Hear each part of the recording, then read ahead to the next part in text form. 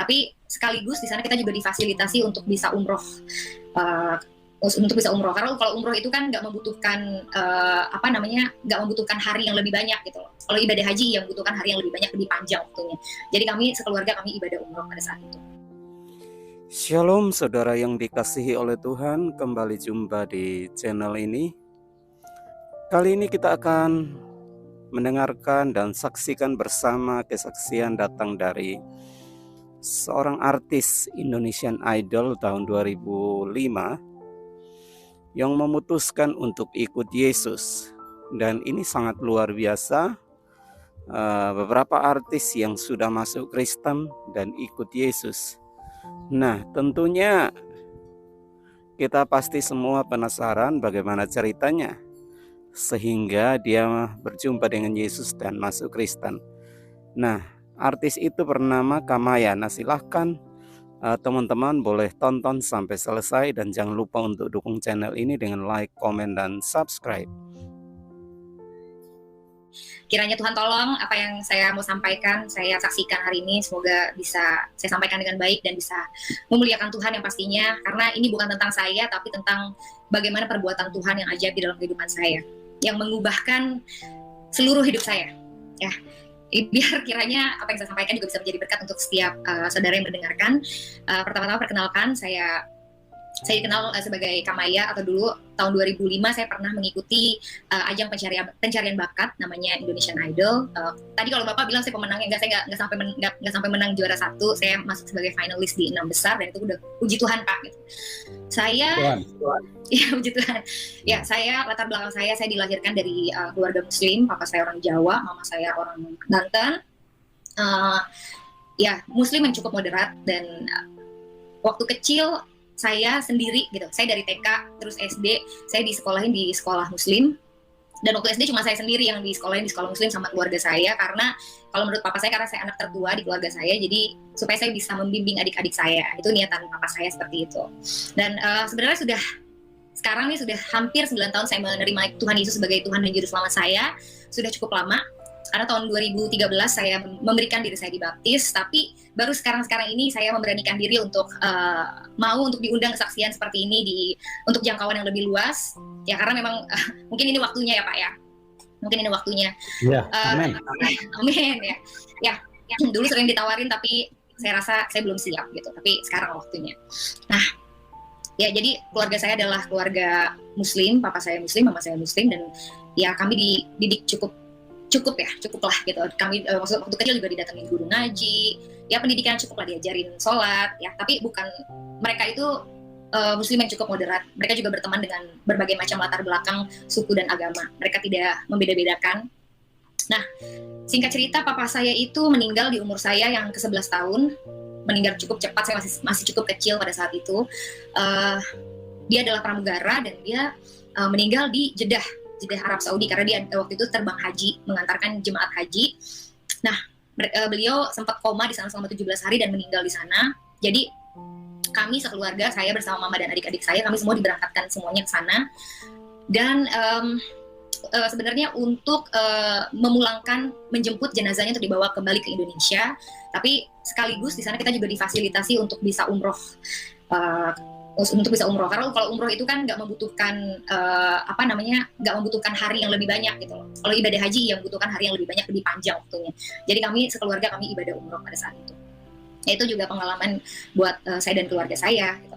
Kemudian setelah papa saya meninggal, ya saya dibesarkan oleh seorang single parents, yaitu mama saya. Dan umur 16 tahun, saya itu dari kecil suka nyanyi. Jadi umur 16 tahun saya didaftarin untuk lomba nyanyi, dan puji Tuhan pada saat itu menang, dan mulai dari situ saya mulai bernyanyi. Banyak yang mengundang untuk bernyanyi sambil sekolah, sambil membantu keuangan mama saya juga, karena pada saat itu nyanyi sudah dibayar ya.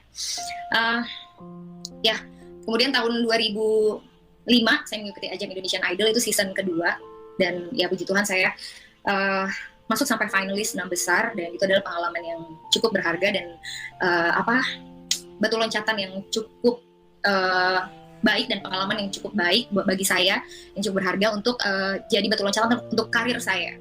Dan pada saat itu yang terpenting buat saya tuh karir, membangun karir gitu loh. Jadi buat saya pada saat itu yang terpenting adalah karir dalam hidup saya. Saya ngejar karir terus Pak setiap hari gitu kan, kerja. Nah singkat cerita, pada umur ke-28 tahun itu, ya saya menerima Tuhan Yesus sebagai Tuhan dan Juru Selamat saya. Pada saat itu kondisi karir saya tuh bisa dibilang lagi cukup menanjak, cukup baik. Waktu itu saya lagi menerima nominasi award untuk album saya di salah satu ajang bergengsi yaitu Emmy Awards. Terus sama ya lagu saya lagi cukup diterima lah sama masyarakat ya. Chartnya waktu itu masih zaman radio ya, belum sosial media Instagram kayak sekarang gitu. Dulu masih chartnya itu menduduki tangga-tangga teratas lah. Jadi pada saat saya meninggalkan agama saya yang dulu, pada saat saya mengikut Tuhan Yesus, bukannya di kondisi saya yang lagi terpuruk atau lagi apa, enggak, justru saya sedang menikmati hasil jerih lelah saya dan saya sedang menikmati karir saya. Tapi pada saat saya mengalami Yesus, itu semua mengubahkan, entah kenapa semuanya jadi nggak terlihat lebih penting daripada Yesus. Entah kenapa saya nggak ragu untuk, bahkan sekalipun saya harus kehilangan semua yang saya bangun bertahun-tahun itu, saya nggak ngerasa itu sebagai sesuatu yang rugi buat saya gitu loh. Sudah cukup kasih karunia Tuhan udah lebih besar buat saya, karena pada saat saya mengalami Tuhan Yesus, saya menemukan harta yang paling berharga yang sesungguhnya. Tapi itu juga prosesnya luar biasa Pak, prosesnya panjang. Jadi saya berpacaran dengan, pada saat itu ya dulu cuma ya namanya anak muda ya, berpacaran, kita nggak mikir panjang, pacaran sama seorang anak gembala. Ternyata saya juga nggak tahu awalnya, pacaran dengan seorang anak gembala sidang, dan ini adalah suatu hal yang geger pasti buat keluarganya dia, karena bukan hal yang mudah menerima bagi seorang gembala untuk menerima anaknya berpacaran dengan terang dan gelap nggak bisa bersatu ya, berpacaran dengan seseorang yang berbeda keyakinan dengan anak, itu bukan hal yang mudah gitu, karena orang tua mereka adalah gembala sidang, itu pasti tekanan yang berat, mereka pasti akan diomongin sama jemaat, sama orang-orang di mana tempat mereka sering berkhotbah gitu. Dan ya, tapi justru disitulah saya mendapatkan itu adalah awal mula perjalanan saya mengenal Tuhan Yesus. Ya jadi pasti awalnya saya ditolak sama keluarganya, saya ditolak, tapi ya entah kenapa nih cowok yang sekarang udah jadi suami saya, Pak puji Tuhan, nih cowok berani memperjuangkan saya. Terus dia bercerita sama mamanya, awalnya mamanya juga menolak, tapi justru mamanya menjadi salah satu orang yang paling berjasa di dalam saya mengenal Tuhan Yesus. Wow, itu luar biasa. Seharusnya dia menolak saya, seharusnya mungkin dia mengusir saya, tapi apa yang terjadi, dia justru memperkarakan itu sama Tuhan Yesus. Dia berdoa, dan kalau suaminya malah nyuruh ya jangan terima saya, tapi dia berdoa sama Tuhan, justru Tuhan bukakan hatinya. Malah dia bilang sama saya, ya saya berdoa, saya bergumul sama Tuhan, dan ya Tuhan kasih hikmat, kalau saya nggak buka pintu untuk kamu, bagaimana saya bisa memperkenalkan Kristus sama kamu. Wow. Padahal sebagai seorang ibu gembala tentu saja itu bukan hal yang gampang, bukan hal yang mudah untuk menerima saya yang berbeda kepercayaan dengan dia, untuk masuk dan dia memeluk saya, untuk dia merangkul saya. Dan ya mulai dari situ dia bilang dia sayang sama saya. Dia juga bilang sama saya, kalau kamu menyayangi perempuan ini, kamu harus memberitakan Yesus sama dia. Dan ya saya percaya mereka mendoakan saya begitu rupa.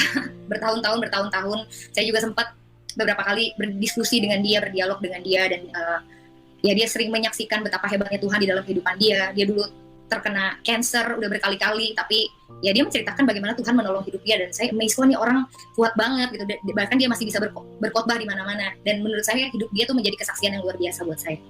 Bagaimana saya juga melihat, walaupun pada saat itu saya belum sadar ya, tapi saya melihat di situ kebesaran Tuhan bagi hidup dia tanpa saya sadari. Dan ya beberapa kali juga saya pernah diajak untuk menemani beliau pelayanan. Terus ya beberapa kali saya mendengarkan juga khotbah-khotbah dari beberapa mantan ex-muslim.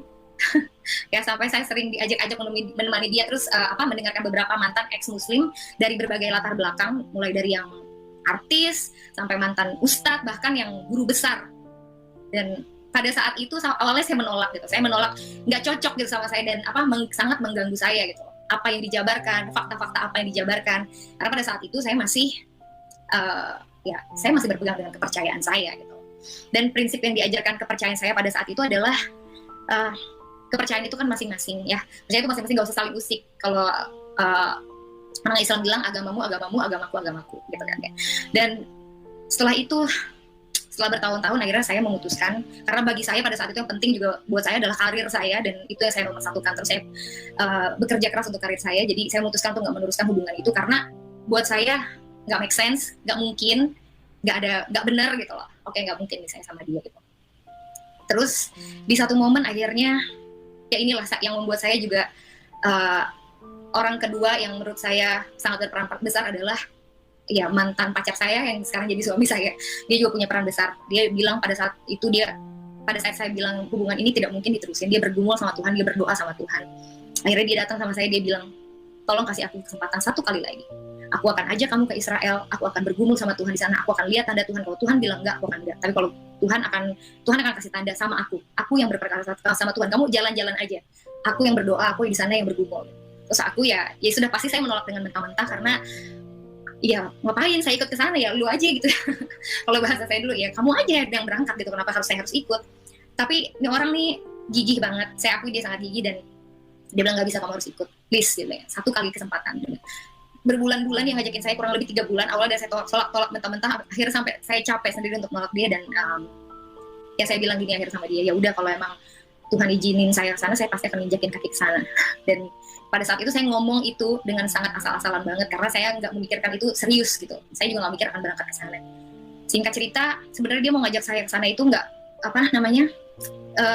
pada saat dia ngajak saya, dia tuh juga nggak ada uangnya untuk ngajak saya ke sana. Dia cuma ada buat dia, dan dia nggak ada maksudnya untuk memberangkatkan saya. Pada saat itu dia nggak ada uang dan saya nggak mau bayar sendiri, orang dia yang ngajakin gitu loh Pak.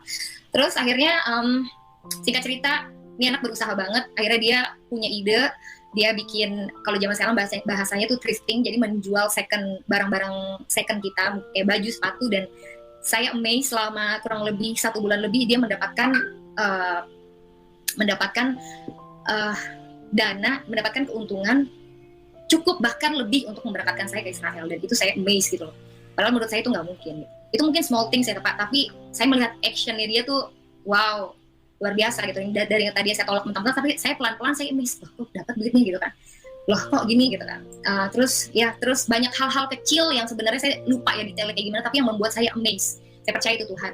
Dan sampai singkat cerita, pada saat itu ternyata paspor saya itu ternyata kan kalau untuk pergian ke luar negeri untuk mengurus visa itu minimal di atas 6 bulan. Jadi di bawah 6 bulan tuh udah nggak bisa ngurus visa dan ke luar negeri gitu.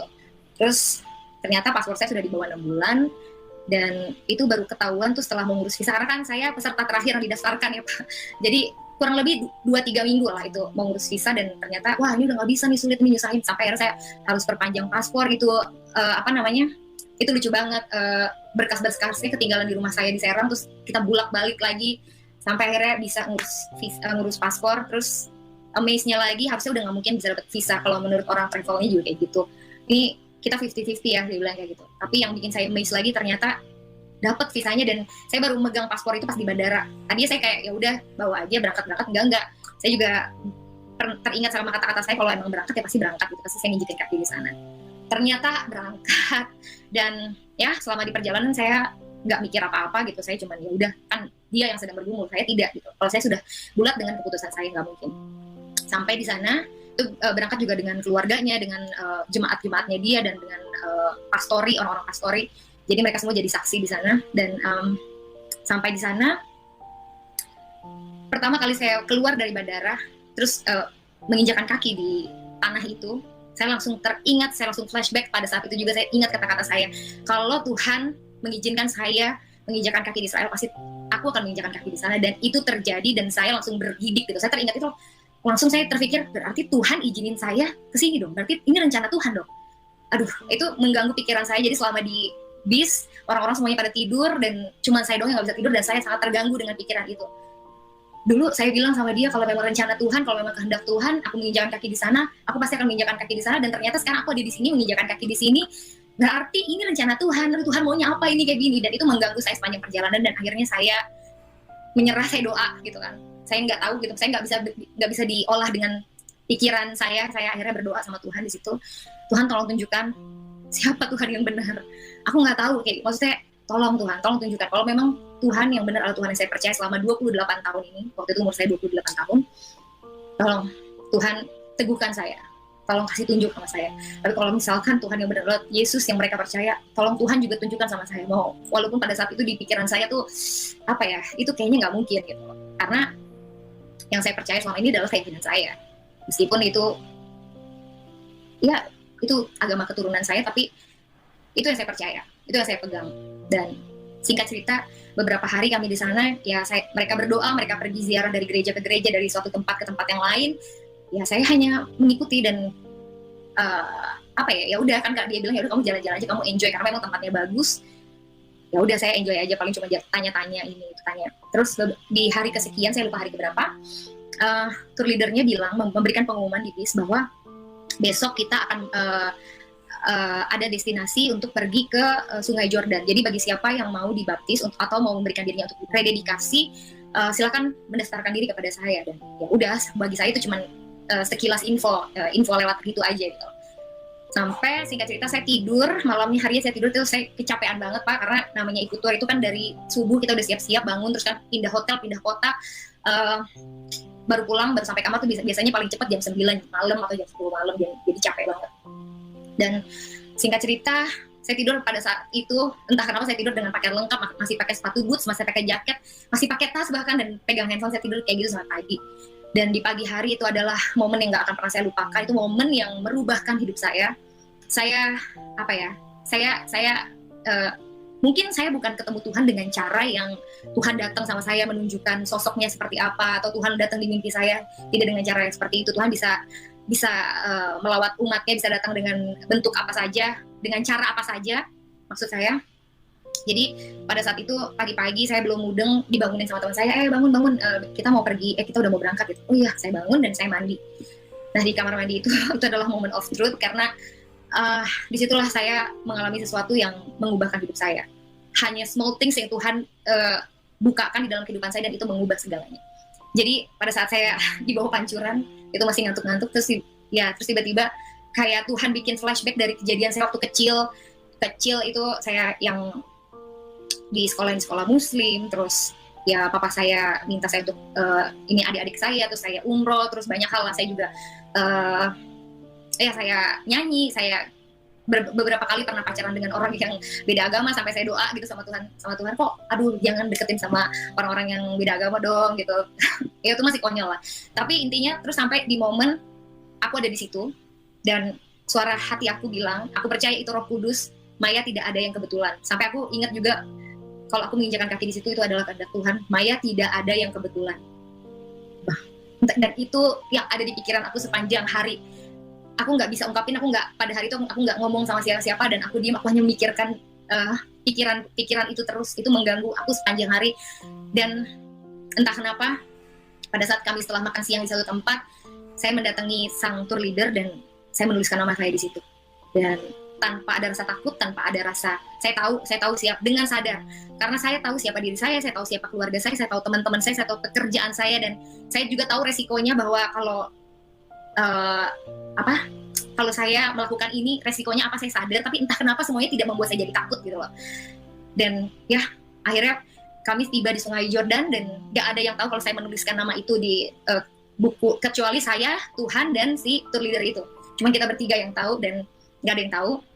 Pas diumumin semuanya benar-benar, ya ibu calon mertua saya, ya pacar saya pada saat itu, mereka semua, dan orang-orang mereka semua nggak bisa berkata apa-apa juga. Mereka bahkan saya duduk sama pacar saya pada saat itu, dia pun nggak bertanya apa-apa, dan saya pun tidak mau ditanya-tanya, karena menurut saya ini adalah urusan pribadi saya dengan Tuhan. Ini adalah momen saya sama Tuhan, saya nggak mau diganggu-ganggu, saya nggak mau ditanya-tanya. Dan pada saat kami sampai di sana, ibu gembala itu bertanya sama saya, Maya kamu yakin gitu kan? Maya kamu yakin? Dan dia sampai menangis, dan saya sebenarnya nggak mau ditanya-tanya, tapi saya hanya bilang sama dia, kalau aku nggak yakin aku nggak akan tulis nama aku di situ, dan aku langsung pergi. Dan aku baru sadar kalau ternyata aku tidak, kalau untuk baptis kita harus mempersiapkan diri, karena juga diumumin ternyata kalau kita harus bawa baju ganti, ya semuanya lah, karena kita akan nyemplung dan basah di situ, walaupun kita pakai luaran. Dan aduh ini gimana, saya nggak bawa apa-apa, benar-benar saya nggak bawa apa-apa, cuma baju yang melekat di tubuh saya, karena saya tidak mempersiapkan diri untuk itu. Sampai akhirnya ternyata Tuhan sudah persiapkan, karena ada seorang teman yang mau rededikasi. Mungkin dia mau rededikasi atau dia baptis, aku nggak tahu. Dan dia meminjamkan itu sama, dia memberikan itu sama saya. Kayak, kamu nggak bawa apa-apa ya? Aku nggak bawa apa-apa. Kamu pakai aja punya aku. Kamu yang lebih butuh. kamu yang lebih butuh, dan kamu pakai aja. Aku nggak apa-apa, dunia gitu. Ya, aku percaya Tuhan juga yang sudah menyediakan itu. Sampai akhirnya pada saat aku mau memberikan diri aku dibaptis, aku langsung seolah-olah kayak terflashback lagi kerjaanku, karirku, keluargaku, bagaimana, tapi entah kenapa itu tidak menghalangi aku untuk melangkah untuk dibaptis, dan pada saat itu aku memberikan diri aku dibaptis. Dan itu baru awal, itu baru startnya aja, karena setelah itu ya justru ceritanya setelah itu gitu, bagaimana aku mempersiapkan diri aku, setelah aku pulang aku mempersiapkan diri aku sangat rindu, aku sangat haus untuk mengenal Tuhan, dan sampai aku tuh pada saat itu ya aku mempelajari dari dua belah sisi di kepercayaan aku yang lama dan tentang Yesus, ya, dari Alkitab dan dari kepercayaan aku yang lama. Aku pelajarin sejarahnya sampai aku menemukan satu artikel yang membuka mata aku gitu, yang eye opening banget. Itu membuka mata aku bahwa dia adalah seorang guru besar, profesor, seorang pendiri, seorang leader yang luar biasa dari negara Timur Tengah sana, tapi dia juga mengalami Tuhan Yesus, dan ya awalnya dia menolak sampai akhirnya dia membeberkan fakta-faktanya di antara kedua keyakinan ini, bahkan di antara sosok nabi mereka dan Yesus, membeberkan fakta-fakta sejarahnya semuanya, sampai aku pelajarin, terus aku belajar lagi dari tempat yang lain. Wow, itu harta yang paling berharga buat aku, karena semakin menguatkan keyakinan aku, dan semakin aku belajar, semakin aku ternyata selama ini aku tuh nggak tahu apa-apa, aku nggak ngerti apa-apa. Wow, thanks God, ini adalah anugerah yang nggak bisa ditukar sama apapun. Ini adalah anugerah yang terbesar. Aku juga nggak akan menukar apapun. Aku tahu resikonya, aku sangat tahu. Sampai akhirnya setiap hari aku di gereja kami pada saat itu ada 4 kali ibadah dalam satu minggu. Ibadah hari Minggu udah pasti, tengah minggu, terus ada pendalaman Alkitab, ibadah pemuda, dan ya kalau saya nggak ada kerjaan atau setelah saya kerja atau meeting, saya pasti langsung meluncur ke sana. Jadi ya dari situlah berbulan-bulan akhirnya keluarga saya curiga, dan karena saya jarang bersama mereka di rumah. Saya kerja aja saya udah jarang sama mereka, ini lebih jarang lagi gitu. Karena ya itu balik lagi, saya haus, saya mau belajar, saya saya pengen diisi gitu, saya ingin memperlengkapi diri saya gitu. Sampai akhirnya tibalah momen di mana saya harus berkata terus terang dengan keluarga saya. Waktu itu Ibu Gembala saya juga berpesan bahwa kalau tiba waktunya, kamu jangan sampai menyangkal Tuhan Yesus. Dan saya tahu hari itu akan datang, dan saya mempersiapkan diri saya sedemikian rupa sehingga pada saat hari itu datang saya tidak menyangkal Yesus, dan puji Tuhan saya tidak menyangkal Yesus. Padahal saya juga dalam hati takut banget karena mama saya itu punya penyakit jantung, dan dia sudah pasang ring, dia pernah kena serangan jantung beberapa kali. Saya takut, saya doa sama Tuhan tolong pada saat saya ngomong ini sama mama, kiranya jangan sampai dia kena serangan jantung, kan nanti konyol gitu. Maksudnya pasti aku percaya kuasa Tuhan dinyatakan, dan puji Tuhan pada saat saya menyatakan itu, yang penting dia gak kena serangan jantung, dan tidak terjadi ya. Tapi dia marah, dia mengungkapkan kemarahannya dengan kata-kata udah pastilah, kata-kata yang gak enak didengar. Dan singkat cerita, dia juga pernah menemukan Alkitab di dalam lemari saya, adik-adik saya juga. Ya, kecurigaan mereka tuh sudah semakin bertumpuk, sampai akhirnya dia menanyakan, kamu jadi Kristen sekarang? Dan ya saya jawab iya, Ma. Dan saya bersaksi tentang Yesus, dan akhirnya saya diusir dari rumah. Terus pada saat itu ya saya menghubungi Ibu Gembala saya bilang, mama saya sudah bertanya sama saya dan saya diusir, saya cuma bawa koper dan mobil, udah itu aja. Saya pikir udah saya cari kos di mana lah gitu. Tapi Ibu Gembala saya bilang pada saat itu, kalau kamu tinggal di kos, kamu sendirian, kamu pasti stres banget, karena pada saat itu juga di sosial media semua teman-teman yang begitu banyak ternyata jadi nggak punya teman sama sekali. Saya benar-benar sendirian. Tuhan izinkan saya untuk merasakan itu sendirian. Pada saat itu saya cuma mengandalkan Tuhan gitu. Saya benar sendirian karena di sosial media semua teman-teman saya, keluarga, ya banyak sekali mereka ya menghujat, mereka ngata-ngatain, ya kafir lah, ya banyak hal. Pakai ya banyak ayat-ayat juga ditulis sama mereka untuk menyindir saya, dan saya sampai off dari sosial media pada saat itu. Saya break dulu karena saya tahu kalau saya ngeliatin itu pasti saya nggak kuat gitu, pasti saya jadi lemah. Lebih baik saya fokus untuk diri saya dan Tuhan dulu. Dan pada saat itu Ibu Gembala bilang sama saya untuk, Maya lebih baik kamu tinggal di pastori, karena di pastori itu banyak kakak-kakak pastori, kamu tidur di kamar perempuan bareng-bareng sama mereka supaya kamu nggak sendirian. Dan kalau kamu sedih, kalau kamu kamu mau lebih baik kamu mengisi hari-hari kamu dengan kamu belajar tentang Tuhan, sehingga kamu nggak fokus sama masalah kamu. Dan ya awalnya saya menolak karena gak enak dong masa saya tinggal di pastori gitu kan. Tapi bener juga kalau saya tinggal sendiri itu pasti akan saya makin lemah gitu, bukan karena kepikiran masalah saya kanan tembok kiri tembok. Lebih baik ya udah di sana ada kakak-kakak yang bisa saya belajar banyak sama mereka, saya bisa sharing sama mereka bisa mengajarkan pelayanan sama saya, bla bla bla. Sampai akhirnya ya udah, singkat cerita saya tinggal di pastori dan saya belajar banyak, saya melayani Tuhan.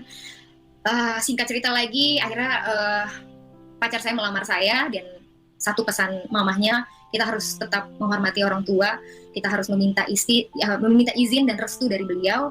Dan ya buat saya pada saat itu yang terpenting adalah restu orang tua, karena kalau dia merestui aja itu udah mujizat, karena paling tidak kita datang untuk meminta izin dari beliau. Dan saya sendiri, jujur saya ketakutan, karena saya takut nanti calon suami saya bakalan dia papain gitu lah. Saya takut banget, tapi puji Tuhan dia cuma bilang sama saya, jangan takut, kita berdoa dulu sebelum datang. Jujur saya malah saya yang takut, dia kok ngeliatnya biasa-biasa aja gitu kan. Ya tapi puji Tuhan, Tuhan tolong. Justru yang terjadi adalah pada saat itu kita bisa makan bersama dengan mama, dan wow, itu amazing banget. Itu saya berbulan-bulan gak ketemu dengan beliau. Kita mau datang, saya mau ketemu sama dia itu susahnya minta ampun, dihalang-halangi, gak bisa WhatsApp, gak dibales, sampai akhirnya kita bisa makan bareng sama dia. Terus dia meminta izin untuk menikahi saya, dan kita, itu Tuhan, saya percaya itu Tuhan, dia memberikan restunya sama kami berdua. Dan dia cuma bilang, mungkin saya tidak bisa datang ke pernikahan kalian karena saya juga mengerti pasti tekanan yang dia alami dari kanan kiri, dari keluarga, dari teman-temannya, itu juga gak gampang buat dia ya. Tapi dengan mengantongi restu itu udah mujizat, itu udah puji Tuhan.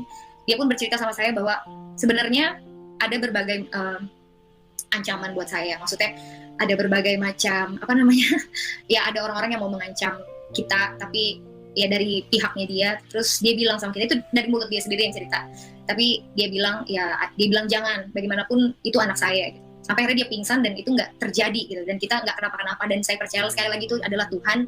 Dan waktu itu sampai ya kita pengen asilumkan ke Amerika, tapi enggak lah, saya percaya nggak perlu sampai kayak gitu-gitunya. Ya pasti Tuhan tolong. Ya singkat cerita, kami menikah tanpa dihadiri oleh satupun dari keluarga saya. Dan ya puji Tuhan, saya juga masih belum bisa ketemu sama mama saya. Kami juga tadi setelah menikah pengennya tuh nggak langsung punya anak, pengennya setahun kemudian gitu, karena kita mempersiapkan ini. Dan itu saya juga waktu itu kan nggak kerja. Oh ya, saya juga belum cerita. Jadi pada saat itu begitu orang-orang tahu status saya sebagai pengikut Kristus, dan saya meninggalkan agama saya yang lama, tidak ada orang yang mau mengajak saya bekerja sama lagi. Dan saya tahu itu resiko, jadi saya sudah sadar. Jadi pada saat itu terjadi, saya tidak mempermasalahkan itu. Bahkan ya tadi saya sudah bilang kalau dulu itu adalah hal yang terpenting buat saya, itu adalah hal yang selalu saya pikirin, yang penting banget, yang saya kejar-kejar terus. Kalau setelah saya menemui Kristus, setelah saya mengalami Kristus, entah kenapa itu bukan terlalu penting, bukan menjadi hal yang terlalu penting buat saya. Jadi setelah saya menikah, ya saya bingung saya mau ngapain gitu kan. Jadi nanti deh kita punya anak tahun depan aja gitu, sambil mempersiapkan aku ngapain, aku nggak kerja gitu loh. Sampai akhirnya ternyata Tuhan berkehendak lain. Saya dua bulan menikah, saya punya anak hamil, dan di tahun depannya kami memiliki anak. Dan puji Tuhan, ternyata ada rencana Tuhan di balik itu. Ya hati oma mana lah, hati oma opa mana gitu, hati nenek dan kakek mana yang tidak dulu melihat cucunya, ternyata itu rencana Tuhan. Dan pada saat melahirkan, mama saya ada di situ, dan setiap saya melahirkan mama saya selalu ada menemani saya, dan hubungan kami perlahan-lahan mulai pulih. Dan bahkan mama saya, kami sudah sering saling menjenguk, bahkan menginap di tempat saya, dan itu udah hal yang amazing banget. Ya jadi pastinya proses mengikuti Tuhan Yesus dengan berbagai macam ancaman, ya itu yang namanya memikul salib. Dan setelah saya belajar lebih banyak, setelah saya menggali lebih banyak, balik lagi ya, bukan dari satu pihak aja, saya harus adil dari dua pihak. Karena saya nggak mau kalau istilah orang tuh beli kucing dalam karung lagi. Saya nggak mau cuman agama karena keturunan, saya mau mengalami Tuhan sendiri. Setelah saya mengalami Tuhan, saya pelajari, ternyata semuanya make sense, dan iman saya nggak ada alasan untuk iman saya goyah. Justru saya semakin yakin kepada Tuhan Yesus. Dan ya walaupun sekarang walaupun sekarang saya nggak mendapatkan fame seperti dulu, mungkin ya dulu saya dikenal sebagai penyanyi, tapi sekarang itu bukan hal yang terpenting lagi buat saya. Sekarang saya adalah seorang pelayan Tuhan, saya dan suami saya adalah pelayan Tuhan. Puji Tuhan, kami melayani di gereja kami. Suami saya sekarang pendeta muda di gereja saya, dia berkhotbah juga di hari Minggu, dia juga musisi, dia main band juga, dia juga seorang produser. Dan saya sebagai ibu rumah tangga dari 3 orang anak yang diberkati Tuhan. Dan saya melayani Tuhan. Puji Tuhan, pastinya saya menyanyi ya, saya worship leader. Dan saya juga saya pernah mengikuti kelas untuk seni berkhotbah, dan itu puji Tuhan saya lulus.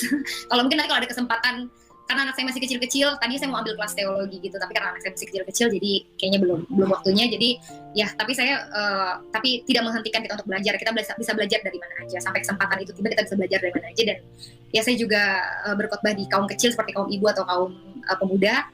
Ya puji Tuhan, kami berdua sama-sama melayani Tuhan. Dan uh, kami juga masih tetap berkarya. Kami punya band namanya Kamaya and Mr. Postman. Di band itu kita menyampaikan kasih yang universal dan alhamdulillah juga bukan orang yang percaya, saya juga pengen semua orang merasakan kasih Tuhan. Jadi kami membuat band itu dengan salah satu sahabat kami, dan liriknya positivity dan uplifting, yang mudah-mudahan bisa memberkati untuk semua yang mendengarkan juga. Ya, itu kira-kira singkat. Bagaimana Tuhan Yesus yang adalah Tuhan yang benar menjamah seseorang dan mengubahkan kehidupannya dari seorang yang berbeda iman, tetapi Tuhan Yesus itulah Tuhan. Dia mencintai semua, dia mencintai siapapun, warna kulit apapun, status sosial apapun, semua dia cintai. Satu firman-Nya yang luar biasa di dalam Matius 11 ayat 28. Marilah kamu yang letih lesu dan berbeban berat, karena aku akan memberikan kelegaan kepadamu. Kalau itu bukan firman Tuhan, pasti dia akan berkata begini, marilah kamu orang-orang Kristen, karena aku akan tolong kamu. Nah, kalau firmannya seperti itu, maka dia bukan Tuhan. Karena apa? Karena dia Tuhan satu agama, dia Tuhan satu kelompok. Tapi di firmannya jelas, marilah kamu yang letih lesu berbeban berat. Itu lintas apapun, melewati apapun. Jadi semua manusia yang punya beban berat, Tuhan mengundang kita. Tuhan menawarkan kasih-Nya, Tuhan menawarkan kebaikannya. Dan firman-Nya luar biasa lagi, karena di situ diceritakan, di situ dikatakan, marilah kamu yang letih lesu berbeban berat. Kalau dia firman manusia, kalau dia perkataan manusia, maka perkataannya akan seperti ini. Marilah kamu orang-orang Kristen yang mempunyai beban yang ringan. Ya, siapa tahu aku bisa tolong. Tapi karena dia Tuhan, yang berbeban berat pun, itu dinantikan Tuhan, ditunggu Tuhan. Karena Tuhan siap, karena dia maha kuasa, dia mau menolong setiap kita. Oh, luar biasa sekali. Itulah yang terjadi dengan Mbak Maya, bagaimana prosesnya yang begitu ajaib. Pada waktu beliau sedang ada di kamar hotel, Tuhan memberikan peneguhan terhadap apa yang Tuhan telah rencanakan, yaitu bahwa di mana dia berjanji dalam hati, dan Tuhan itu tahu, kalau Tuhan izinkan pasti saya bisa berangkat dan ikut ke Israel. Dan luar biasa sekali, tidak ada yang menyuruh untuk Mbak Maya dibaptis. Tidak ada yang memberikan usulan, apalagi memaksa. Dan hal itu coba lihat bagaimana terjadinya dan dibaptis, dan ada orang yang telah juga merelakan untuk perlengkapan, untuk pakaiannya bisa diserahkan kepada Mbak Maya dulu. Luar biasa sekali rencana Tuhan. Mbak Maya, kalau tidak keberatan ini, mungkin boleh nyanyi satu lagu untuk memberkati teman-teman di sini. Ya, kira-kira apa lagu yang selama ini yang sangat menginspirasi Mbak Maya? Oke Pak, jadi saya ada tulis sebuah lagu, ini di project saya sendiri, yang tadi saya bilang ya, namanya Kamaya Mr. Postman. Saya nyanyi ya Pak, judulnya Terus Melangkah, karena itu juga lagu berdasarkan pengalaman saya, dan ya semoga bisa memberkati semua orang yang mendengarkan. Amin. Amin. Nyanyi ya. Ya.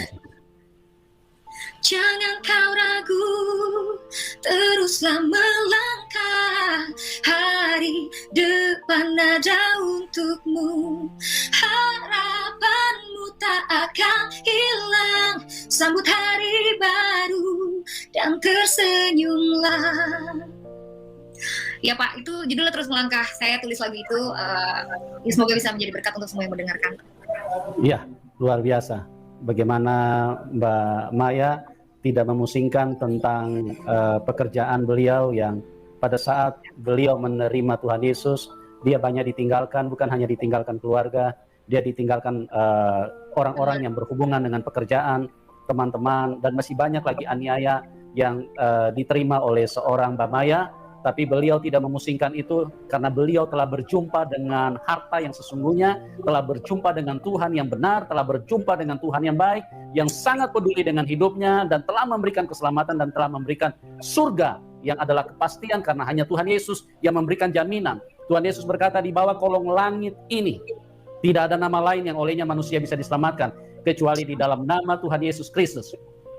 Dengarkan teman-teman, di bawah kolong langit ini, permisi tanya, Anda tinggal di mana? Kalau Anda bilang saya tinggal di bawah kolong langit, ya berarti tidak ada nama lain. Tidak ada nama lain yang olehnya manusia bisa diselamatkan kecuali di dalam nama Tuhan Yesus. Sebab itu dengan adanya kesaksian ini kiranya bisa menolong kita, bisa mencerahkan kita, bisa menyadarkan kita, jangan terlambat. Karena pastikan hidupmu bahwa engkau telah berjumpa dengan Tuhan yang benar, karena Tuhan yang benar itu hanya satu.